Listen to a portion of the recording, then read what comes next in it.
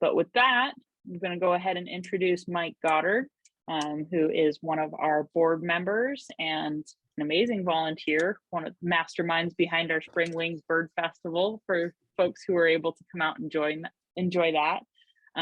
He's going to share a little bit about a trip to Namibia that he did and another one that's coming up in the future. So go ahead and take it away, Mike. Okay, so I'll go ahead and share the screen here in a moment. Bear with me while I do this. And in the meantime, remember, all the pictures you see were taken with this little tiny point and shoot camera. So I apologize for the poor quality. So let's try this.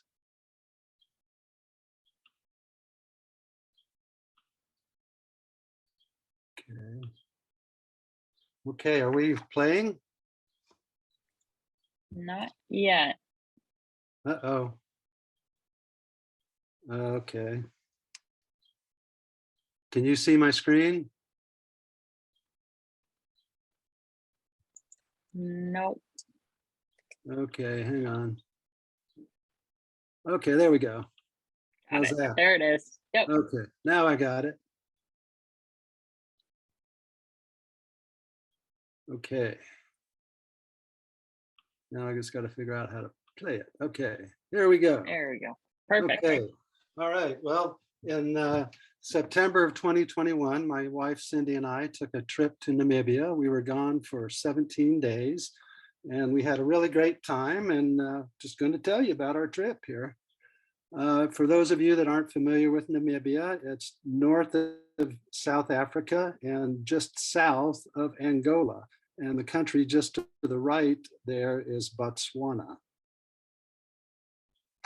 This is a close-up of Namibia. It's about the size of Texas. You can see on the coast, the Namib Desert is just a huge sand dune complex.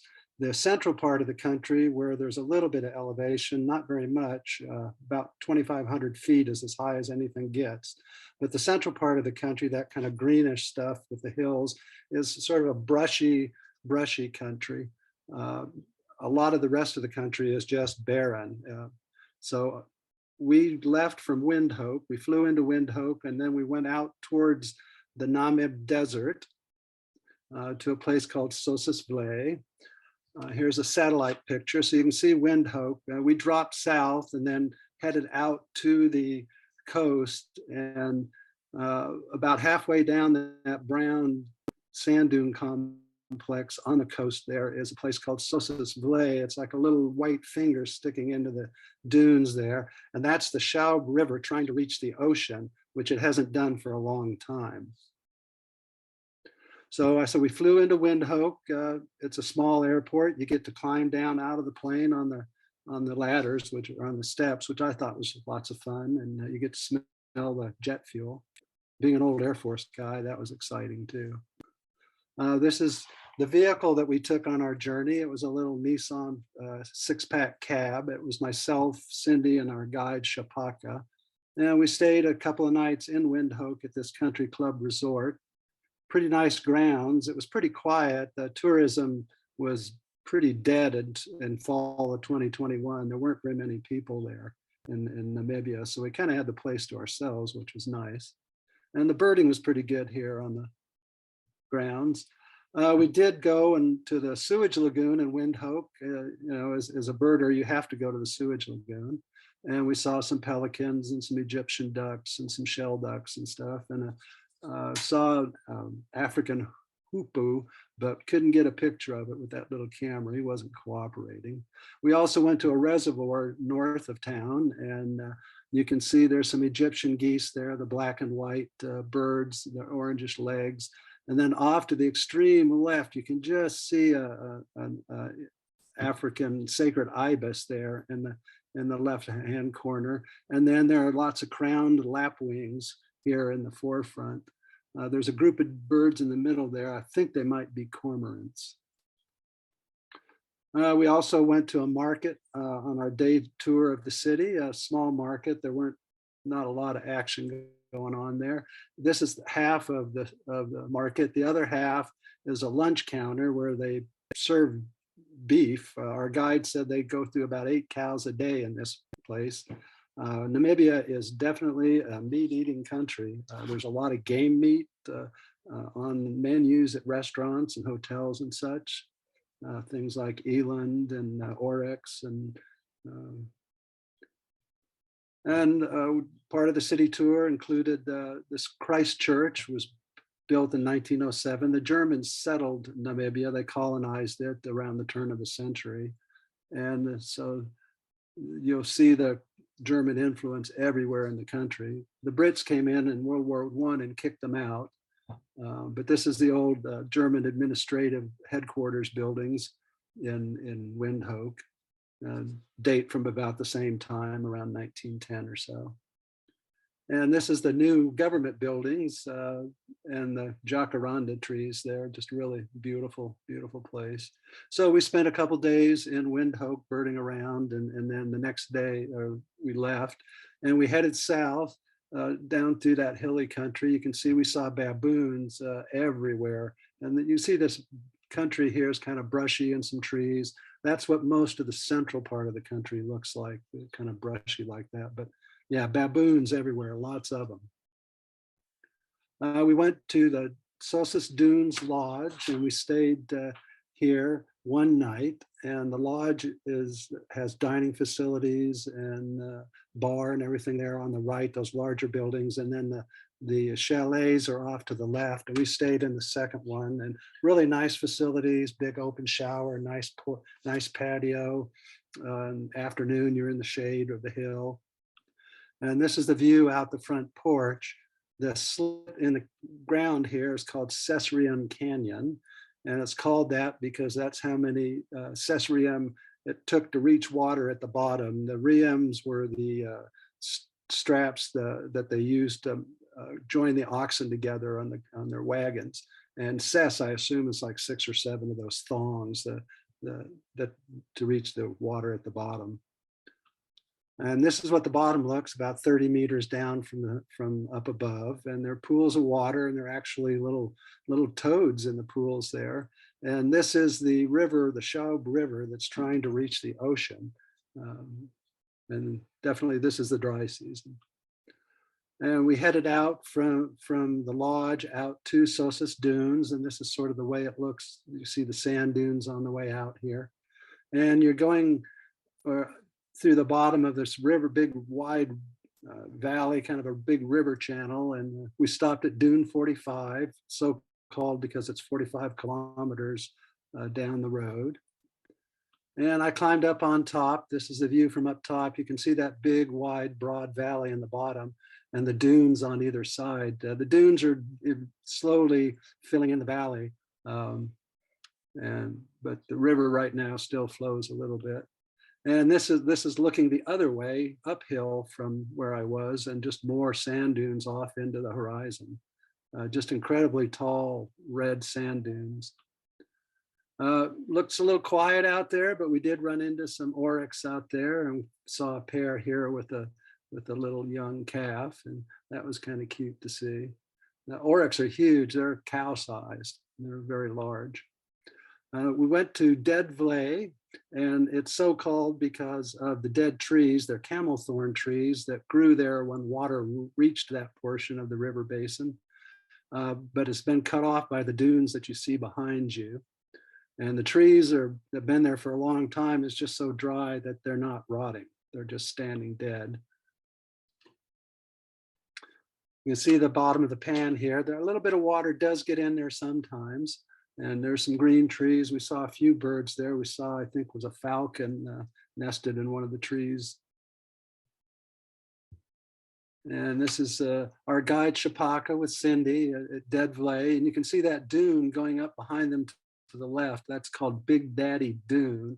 The top of that dune is 300 meters above where they're standing.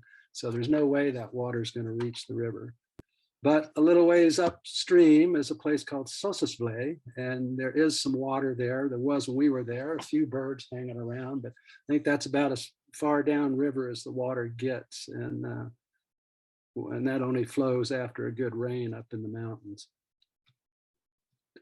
So after examining the dunes, exploring the dunes, we headed on north towards Swakopmund, and we went over into the Namib National Park. As you can see, it's pretty barren country. It's the Namib Desert is the oldest desert on the planet. We stopped at a place called the Rostock Ritz Desert Lodge. We stayed in a little round cabin down below there. It was pretty nice. It was actually kind of cool at night. They had a swimming pool there. I thought about taking a swim, but it was just a little too chilly. But you can see it's pretty barren country out there. It's just incredibly gorgeous desert.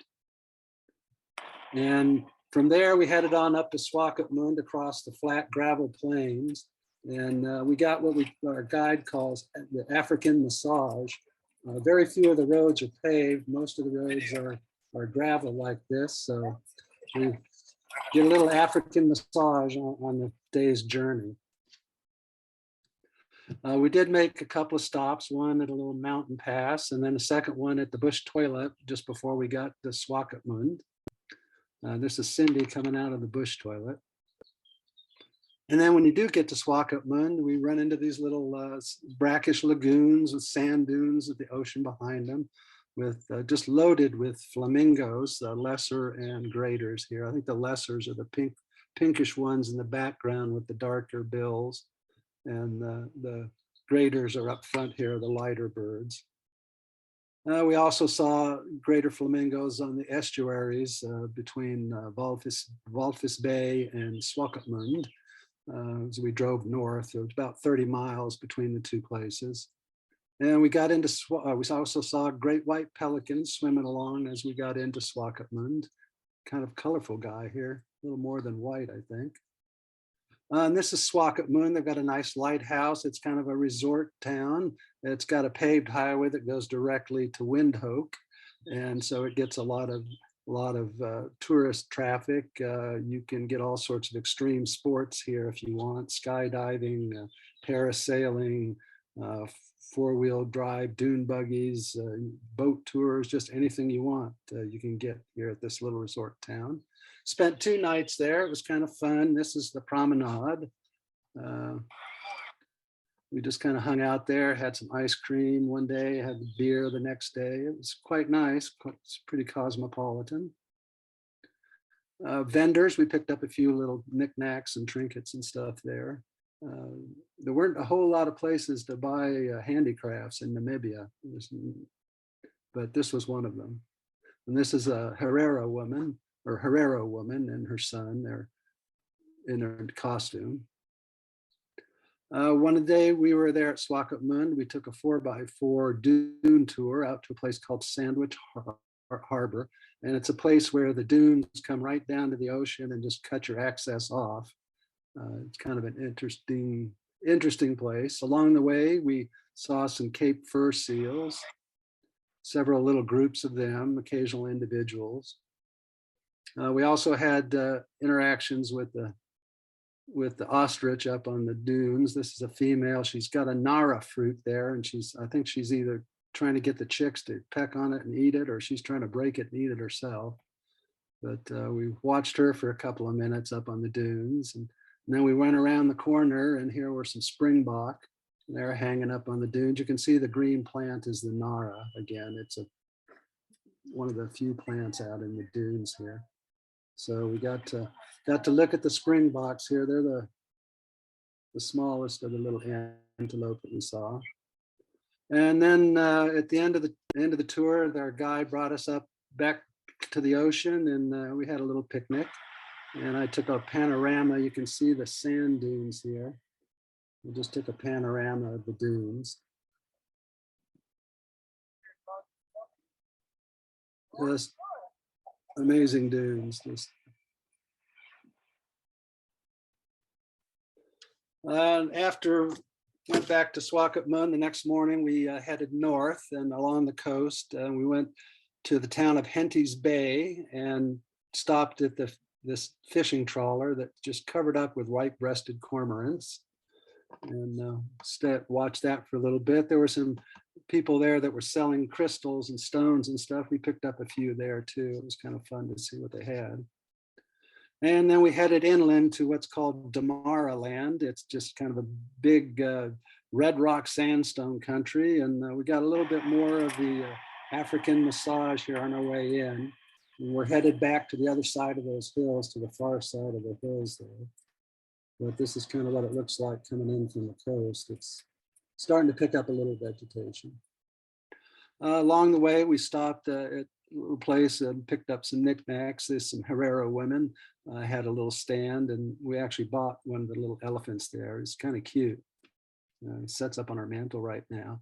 But they sell handicrafts along the way in various little villages and towns. And we went to a place called Fontaine, and it's famous for petroglyphs. It's a really nice lodge too. This is the lodge here. You can see the nice greenery up front and the thatched roof. Up on the hills behind it, you see that whitewash that's made by the rock hyrax that live up in the rocks. And this is a picture of the patio. There's a pool just in the foreground out of view, but you can see they have a little patio, just big tumble down red sandstone boulders and red sandstone mountains in the background, and pretty nice place to sit and enjoy a drink in the evening. Now this is the lodge that we stayed in, and had 8 or 9 of them out there. And this is our pal, the rock hyrax, that made all the whitewash up on the rocks. These are the petroglyphs that are around Fontaine. And there are several. We went to a national park, a ranger took us in on a guided tour, and we saw several big panels of petroglyphs. The lion one here, it's famous for the lion one, and with the big tail. And but there are just dozens and dozens and dozens of these petroglyphs. Some of them are really cool. There's even one that's a seal. So somebody made it 60 or 80 miles from here out to the coast to see a seal. Oh, and then giraffes and various animals and footprints, but pretty nice petroglyphs. Well worth the view. We also went to a place called the Organ Pipes. It's very similar to Devil's Postpile in that it's basalt that is formed in a lake and forms these crystals as it dries, except instead of being dark black like Devil's Postpile, this is kind of a reddish colored. And we went to a petrified forest. There's an area where there are just scads of these giant petrified trees, like 90 feet long. You see they're pretty good sized diameter, just laying about the countryside.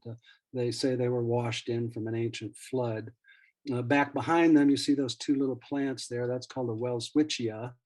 And that plant can live to be 1,500 years old. It grows a single leaf, and you can see it gets shredded and beat up pretty badly by the wind.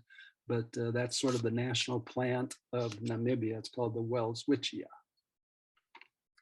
We stopped at a Damara living museum, and there were some Damara people there that demonstrated various crafts, making tools, making fire, medicines, skinning, or preparing skins for clothing, dancing, tool making.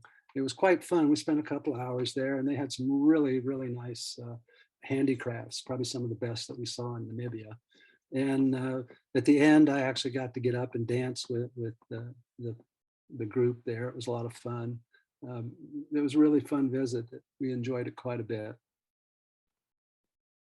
We then went to a place called Palmbok, and so called because it was a place where big game hunters came, but they took the trophy but didn't want the meat, so all the locals would hang around under the palm trees waiting for the game meat to be distributed. And so Palmbok means waiting under the palms. We went there looking for desert elephants, and we took a tour. A lot of the lodges have these Toyota Land Cruiser vehicles that you can put people in. And they do different rhinoceros tours, desert elephant tours, nighttime tours, a variety of tours out of these vehicles. And we went out looking for desert elephants, and we actually did find some. We were hoping to find some desert rhinoceros, but we didn't. So we sat up on a little hillside and had a snack while we watched this little family of elephants wander around. Further down the valley was a seep, a spring and a seep. It was about the only source of water for many, many, many miles. So they just sort of wander out here in the desert. We also saw a giraffe out here in the desert. And Namakwa sand grouse. These guys were hanging out at one of the little seeps that we found. They're kind of a cute little bird. And then from there, from Pambok, we drove up to Etosha. And Etosha was the real destination because that's where all the wildlife was or is. And we came in on the east side, here on the left at Okakwio. And we spent 2 nights in Okakwio. Then we went to Halali for 1 night and then Namutoni for another night. And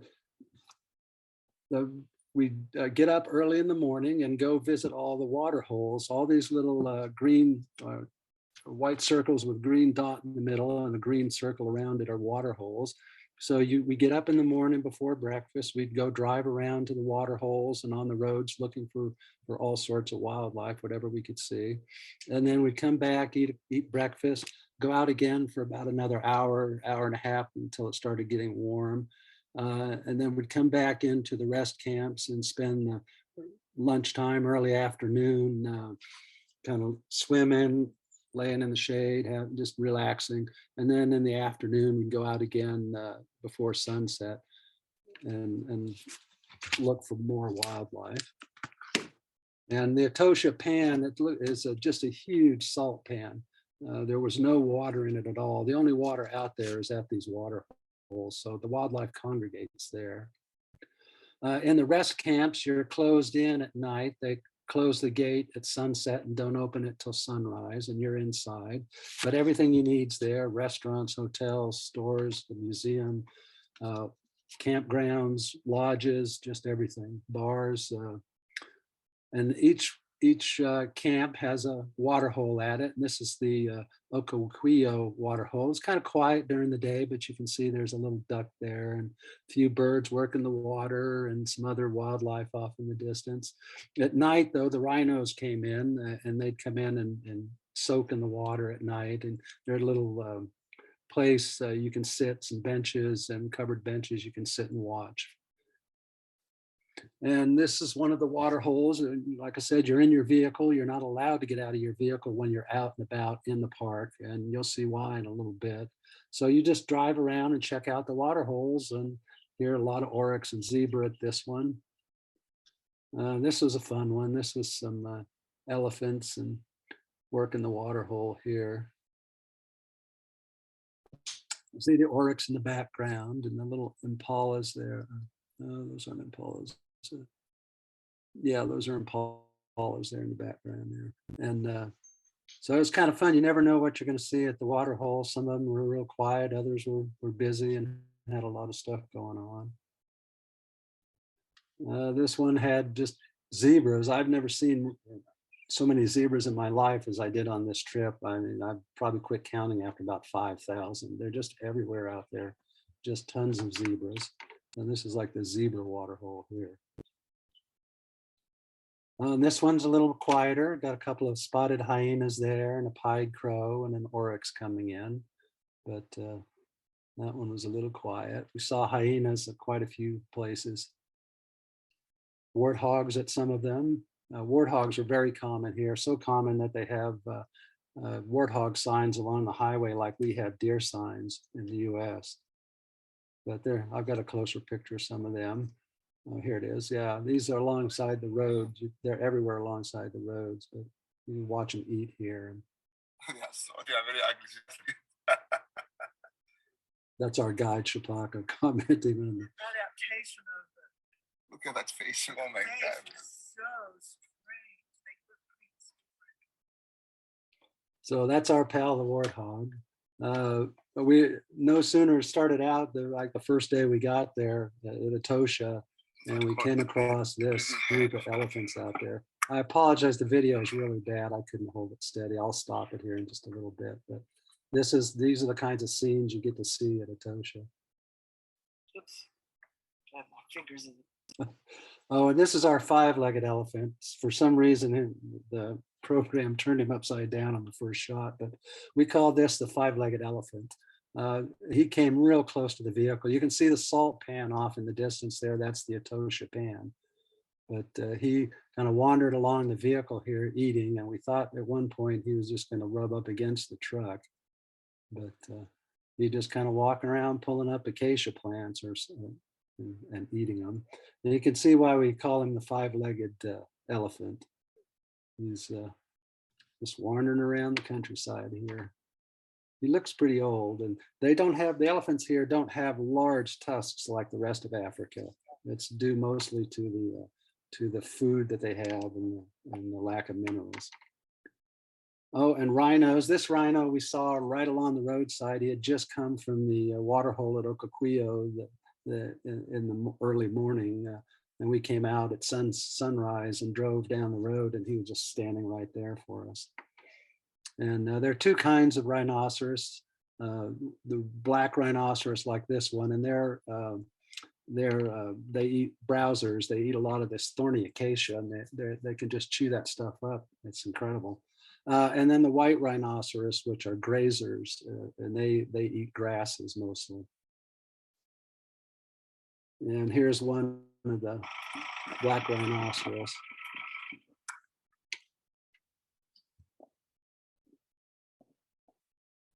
He was just wandering out here. We were out close to the pan, the edge of the pan, and he was just out wandering along.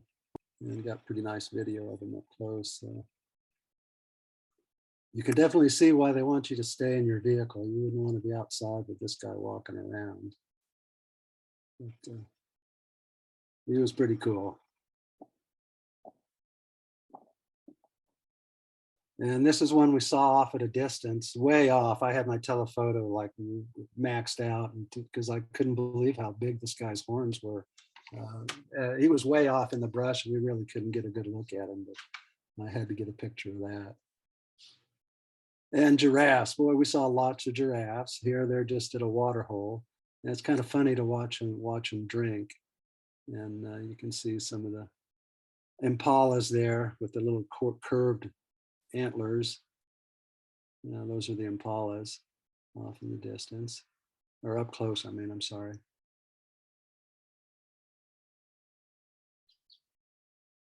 But these guys get all splay-legged to reach down and drink.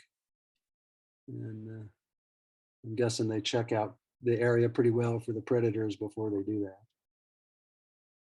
And then they're just so majestic walking along out in the middle of nowhere. It's really pretty. They're so cool. And there was one point we saw 5 of these in a row, and they looked like sailing off in the distance. They looked like great sailing ships, just walking along. And we saw a whole lot of different antelope or cervids. The smallest one we saw is the Damara dik-dik, and we saw them at several different locations. We saw black-faced impala and the curved horns there. The next biggest one up. And then we saw steenbok.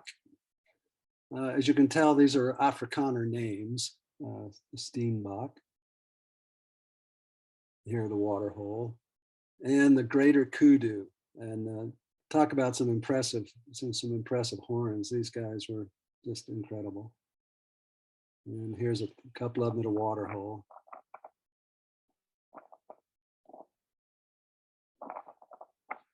The wind is blowing a little bit there. And in the background there, you can see the helmeted Guinea Fowl. Our guide called them government chickens, and we saw them everywhere. Downtown Swakopmund, out in the most barren desert. He said everybody catches them and eats them. But, government chickens, the helmeted Guinea Fowl. And we saw blue wildebeests or gnu's. That's what Cindy kept writing in her book. She kept calling them gnu's. And you can see a little egret down there underneath them. Some more in the background at one of the water holes. And a close-up of them, the male and the female, different antlers here, different horns. kind of woolly beasts. And we saw some red heart beasts, several different, a couple different locations in the park, over in the middle and near Halali, and over on the east side at Namutoni. And they're good size too. They're about cow sized. And on the last day heading out of Etosha, we got a quick look at an eland here with these long straight horns, and that's about oryx size, maybe a little bit smaller. Didn't get a very good picture of it, unfortunately. And with all that meat around, there are lots of predators and lots of scavengers. We saw a black-backed jackal everywhere, and they just always seem to have a little smile on their face, like they know they're going to get something to eat. Spotted hyena, oh, quite a few of them around, kind of pot-bellied little beasties. And we got this one coming up out of a river bottom. We could see they had a little den down in there. There were several others in there, but this one came up to look at us as we drove by. And then we caught these two at a water hole on the fresh impala kill. And you can see they're having a good time heading off with dinner. So never know what you're going to run into at the water hole. One of the water holes, we saw this little pride of lions hanging out. We saw all we could see was this little paw. We knew it was a cub, but we couldn't get it to come out. They never come out. They laid there for a while, moved a bit when the sun got on them, and they moved back into the shade. At one point, the lioness kind of got upset got out and chased everything at the water hole, and kind of went out and roared at everything. And you can see the oryx was just kind of standing there looking at her. She wasn't too happy, but she growled at him a little bit and then went back into the shade. And as we drove back towards Halali, we came across this group of little pride of lions that had eaten earlier, I guess, because they were laid up in the shade here. This is a male. He was about 30 feet off the road, just up under the shade of a tree. And there were a couple other lions around. The lioness here, she's back there about 30 yards back, laid in the shade. It was the time of day where it's starting to get warm, 10, 11 in the morning, the heat's coming on. So they're all looking for shade and probably ate that night and they're ready to go to sleep. This was one of the big highlights. One morning we came up to these cheetah coming in to drink at this water hole. Of course, nothing else is at the water hole. It's pretty deserted except for the cheetahs. And we watched them for a couple minutes. It was really fun to see them. They hunkered down and took a drink. You could see the wind was blowing just a little bit, and you can see it ruffled their fur some. So they were pretty fun to watch, and they had their drink, and then they went trotting off into the woods. And this was the highlight of the trip. I think the very last day at Etosha, as we were leaving, we came around, we got up early and went out for one last look and came across this leopard, and he's lying on this termite mound, and he just sort of watched us for a minute and then trotted back off away from the termite mound, and then kind of did a little bit of a half circle and crossed the road in front of us. So we had a good time watching him. It was pretty exciting. Just like we're not even there. It just doesn't even. Of course, everybody stays in their vehicles, so they don't ever see the people outside the vehicles.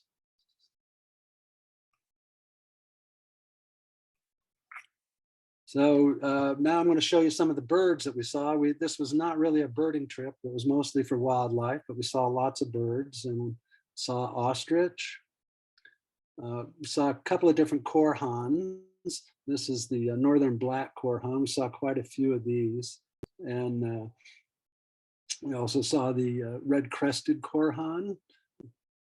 And more in the brush, the black-chested korhan, we saw them out in some pretty rough country. And there's some other korhans that we saw way out, before we got to Etosha, that were in some of the most god-awful barren country. I don't know how they survived there, but they were there. And Corey bustards, this was Cindy's target bird. She thought she'd be lucky to see one, and we quit counting after 50. I have a very bad video. Oh, no, I don't have a video of this one, I'm sorry. But we saw just scads of these guys. And the secretary bird was incredible. This is the one I have the bad video of. The camera wouldn't quite keep focus, but I just wanted to show you what this bird looked like. we actually saw a secretary bird and a tawny eagle get into a fight, and it was amazing. The eagle couldn't get away fast enough from the secretary bird. But here, I'll show you the bad video. I apologize for the quality, but you'll be able to see what these guys look like when they're out and about. They're just impressive birds. You can see the crest.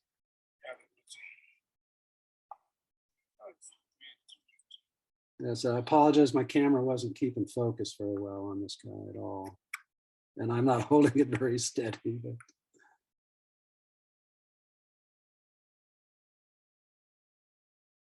yeah, but you can see that that's a pretty impressive bird. And talk about shock. We ran into a marabou stork at Halali, just standing in the water hole. The one and only marabou stork we saw on the trip. We did see some shorebirds. We saw quite a few stilts in different places, not great numbers, but you'd see them wherever there was some water. Red-billed teal. And purple roller. We saw some pretty colorful birds, a few colorful birds, some bee eaters and such. This purple roller was pretty nice. Yeah, as a swallow-tailed bee eater. I didn't get pictures of some of the other bee eaters we saw because of the camera that I had. We saw three different species of African hornbills.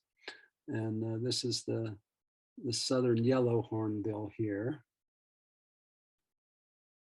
And the African gray hornbill.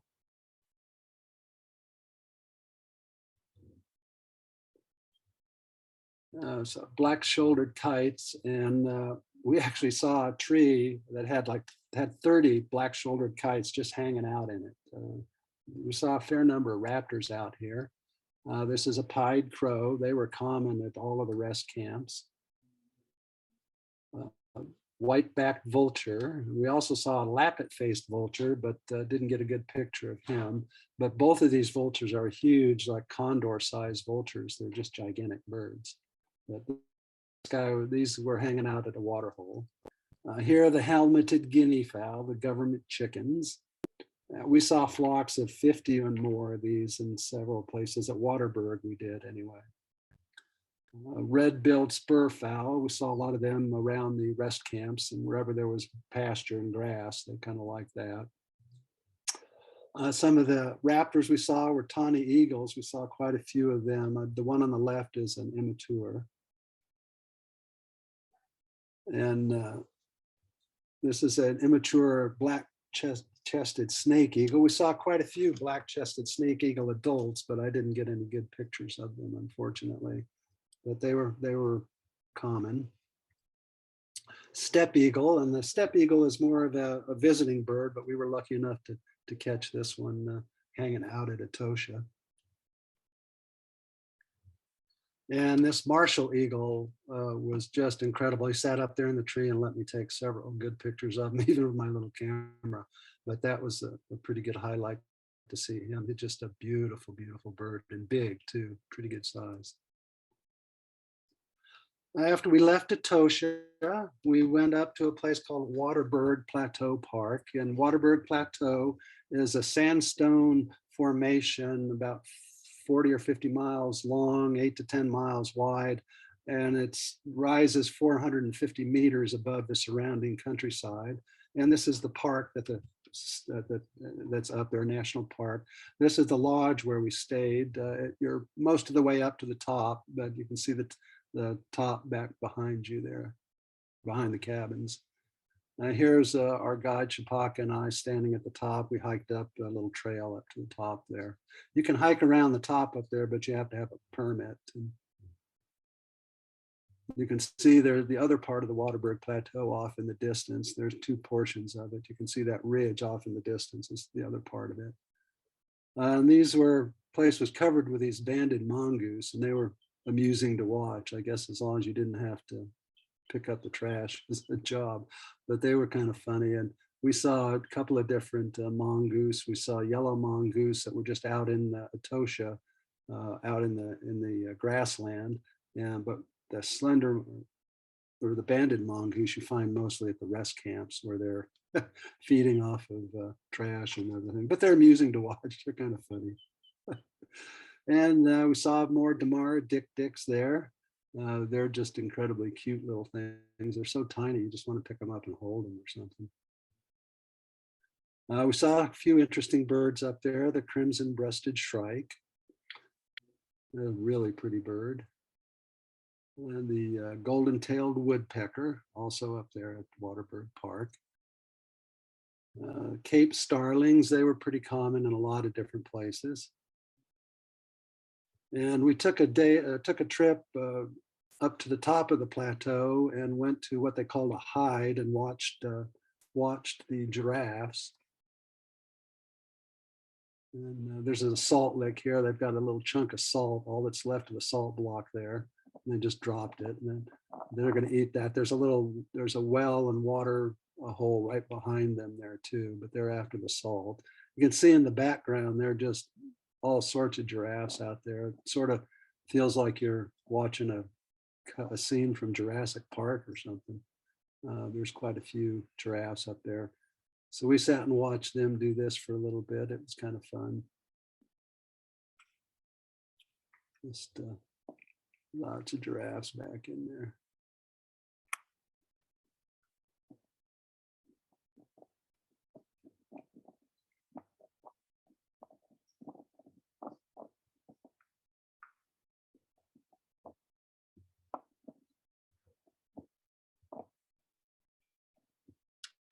And then on the way out off of the top of the plateau, we came down and ran into our friend the hyrax again. There was a couple of little families of them in the rocky outcrops along the top of the plateau. They're interesting creatures. And then the last animal we saw was really fun. It's called the klipspringer, and it's an antelope that is adapted to rocky terrain. And you can see the little hoofs there, the little, almost like little toes. They're very much adapted to the rocky terrain, and you can see the rounded ears are just really interesting.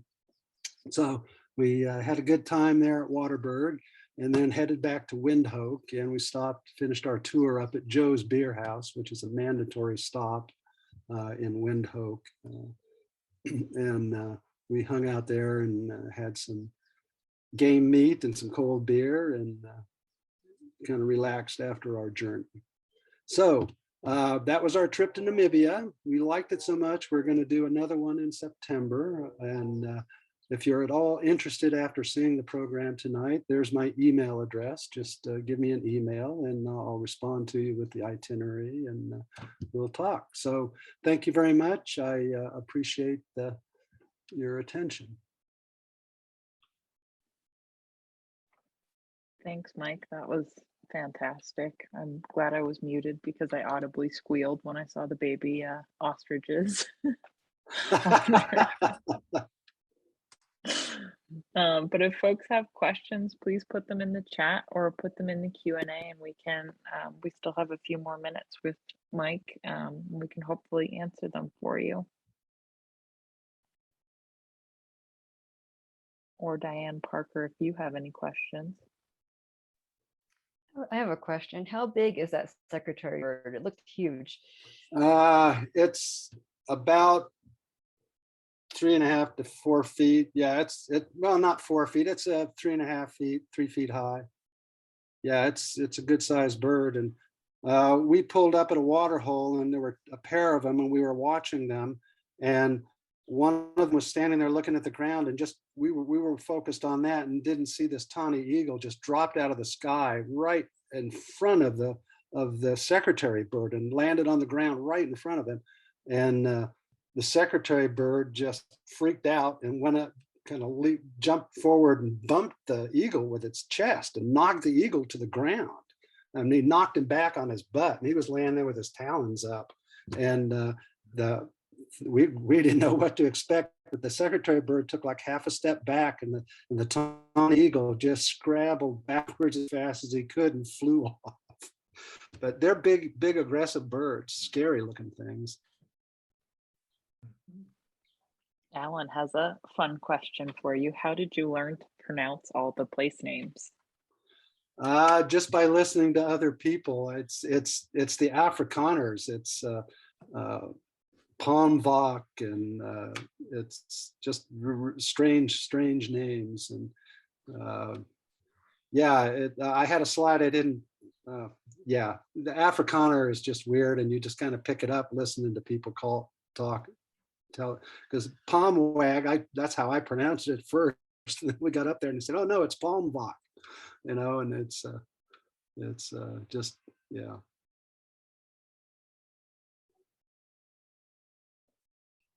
I have a question, Mike. Did you have any encounters with your travels with any organizations, any wildlife conservation organizations or nonprofit environmental groups while you were there? Not on this trip. No, we didn't. A lot of Namibia is just covered with game lodges and other just tourist lodges everywhere. And they have what are called conservancies, where all the local people get together and are given permission to manage these huge chunks of land together in a conservancy. And they do a lot of business with big game hunters. A lot of European tourists come down just to see wildlife. And so the local people do get some benefit from it. But unfortunately, a lot of the land is still owned by the white Afrikaners and the white South Africans and the huge farms. And yeah, it's an interesting situation over there. They kicked the Germans settled it. They got kicked out by the Brits. The South Africans took over, and then the Namibians had to fight the South Africans for independence, which they finally won. But they still, a lot of the Africans and the Brits still own the big, huge chunks of land.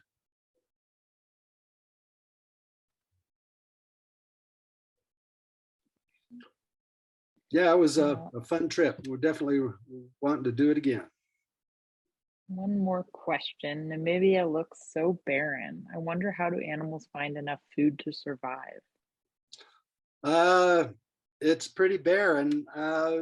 It's Solstice Dunes, and in the Namib Nowcliff Park, there's really nothing out there. There's not really much in the way of game in some of the areas because there's just no vegetation. It's the oldest, one of the driest deserts on the planet. But when you get into that central area and along the coast, they get a little bit of moisture from fog and such from the coast. That allows some of that Nara plant to grow that we saw on the dunes. And otherwise, like out there in the desert where we saw the desert elephants, just wherever there's a little bit of water, there's some wildlife using it, living there. I see somebody's got a. Yeah, this is kind of a comment that follows up my question. Somebody posted about an organization that is based in Namibia is the Cheetah Conservation Fund, which has a cheetah education and sanctuary in the country, and they are working to save the cheetah population. Did you hear about them or meet any people who worked for the conservation fund? I heard about them, but I didn't see that we didn't go there. And the northern end of Namibia, where the Etosha is, suffered heavily. The wildlife suffered heavily from poaching and from military operations in the 70s and early 80s because of the war with Angola. And so the wildlife got hammered pretty hard up there, and it's made a comeback. And I think partly because organizations and the government recognized that conservation was a necessity.